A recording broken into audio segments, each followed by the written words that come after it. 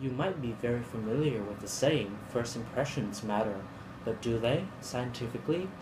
Well, let's see. You may have a lot of things to talk about first impressions, such as a smile, a look, etc. But according to psychologists, a first impression is the event in which one person comes into contact with another person and forms a mental image of that person. Usually, it would just take 1/10 of a second for you to form the first impression. The first impression happens so fast that when you're not even aware of its existence yet, you already have it. We base our impressions on the target's social category membership, such as age, race, gender, and their physical appearances. Another source for first impressions to be made is through the nonverbal behaviors of the targets.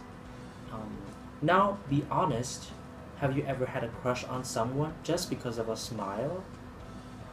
See, a smile can do a lot, right? Now, back to the saying, a first impression does count. It does indeed, but why so? Well, there might be two reasons. The first reason can be traced back to cognitive processes central to our information processing. We all desire to conserve our energy, and hence we are more likely to pay attention to the information that comes first. The other reason relates to our expectation. Once our expectation of our person is formed, we tend to process information in ways that keep that expectation intact. This reason might lead to self-fulfilling prophecy. Self-fulfilling prophecy happens when we form a new behavior to reinforce our impressions or expectation of an object and make them become true.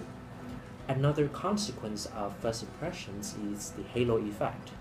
The halo effect is a cognitive bias in which how we think or feel about a person's character is influenced by the overall impression that we have of that person.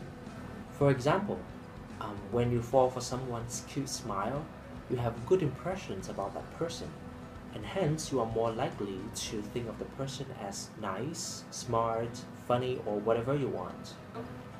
Thank you for watching Easy Psych, and see you again in the next video.